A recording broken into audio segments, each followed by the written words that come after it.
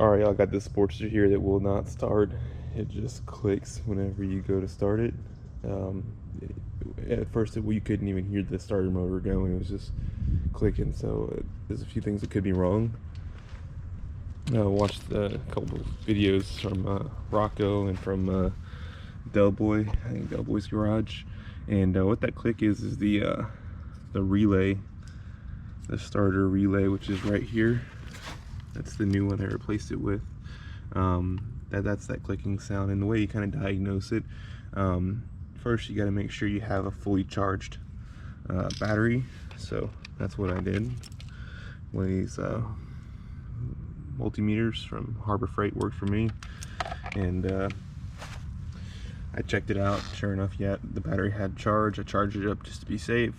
Battery had a full charge. I had just installed the battery, so my connections, I knew the connections were good there, the negative and the positive. So check your battery charge, check the connections, and then I believe Rocco said the next thing you do is go down and check the fuses. I think this top right one's the ignition fuse or something like that, but check all the fuses, make sure they're good to go. And then the next thing you do is check the relay. If you have a, but what I heard from Delboy was the relays go bad, and if you click that thing, if you basically press the start button like a bunch of times, these things, they can have some corrosion on them, and like on the contacts inside. That's what you hear when it clicks, the contacts inside touching, they can have some corrosion on it. So sometimes when that happens, you're able to basically try to start it or click it so many times that the corrosion will fall off, and it'll get you home. And these regular fuses had a lot of corrosion on them, so I figured that was the case for this fuse, this relay right here. So that's what I did. I clicked this thing like 100 times, and then like randomly I started getting the starter motor to turn over. So I was thinking, oh dang, it's the relay. So, and eventually I got it to start, and I was like, oh, okay, great. So it was this relay. So I go to the store to replace this relay and replace a couple little O-rings and gaskets that were leaking around the primary. Got that all done up, and I go to start it. Same thing, click, just a click, like a single click, not a click, just a single click. So I was like, what? So it's got to be getting power. There's no way. It's a good relay. So then if you test all those things and those things all check out, you got to start checking the starter solenoid, which is right here. That's the starter solenoid, and this is, I believe, the starter motor right here on this side. I'll go show you from the other side. So this is the solenoid right here, this one, and basically I've got the dust caps off, but I check with the multimeter. I check with the positive, because this is the positive one right there, that little nut you see right there. I put it on there and put it to the negative to negative, and sure enough, it had like the 12 or whatever volts it was supposed to have.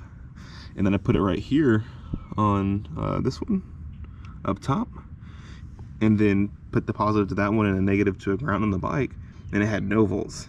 So I go to press the start button, and sure enough, whatever the voltage was, it jumped over. It was like 1 volt down, I believe, but it basically got power. So the solenoid is working. I thought I was gonna have to rebuild the solenoid, but the solenoid, I believe, is working.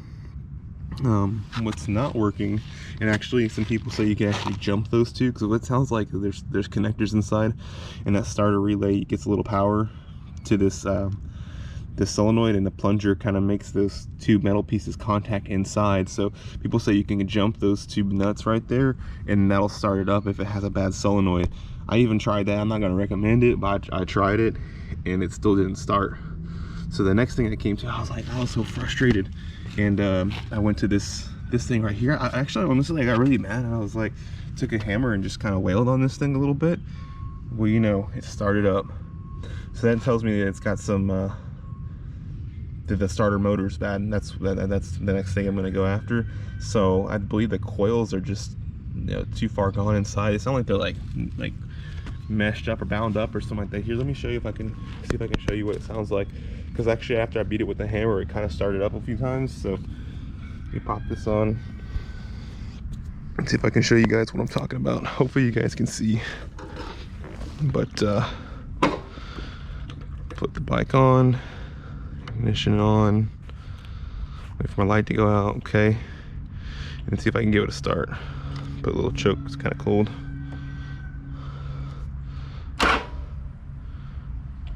And it's the starter, it's wanting to go, but it's like bound up. So what I did was I kind of just actually, hopefully you guys can see this.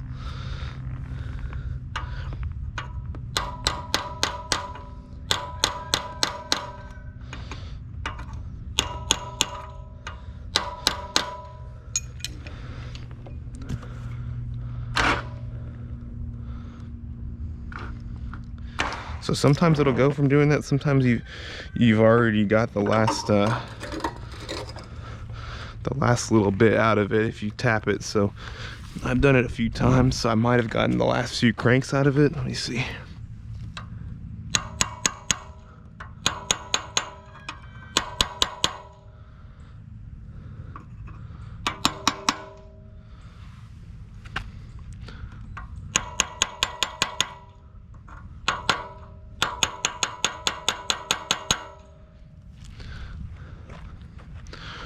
A good one.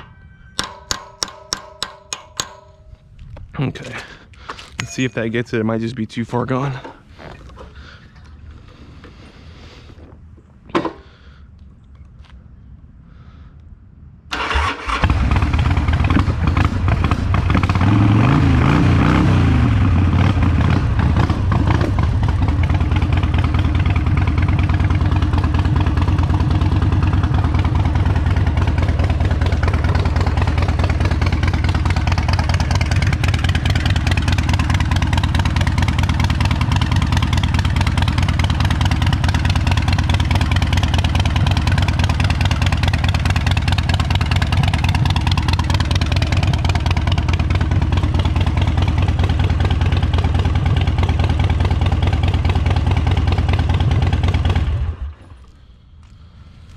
Well, that's it, guys. That's how I diagnosed my bad starter.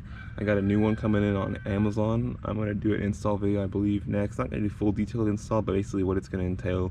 I'm going to disconnect the battery, pull off those all the cables going to that starter motor, and then I'm going to put the bike on the lift, because what I have to do is disconnect everything up here, the controls, get this clutch off down here, undo this the clutch cable and everything, pull off the primary. There's 2 bolts right here I got to remove, back that starter out, and then I got a new starter from Amazon. Pretty good deal. I'll put a link in the description. We'll see how long it lasts, but the price is a lot better than a brand new OEM one. But that's how I diagnosed my my problem.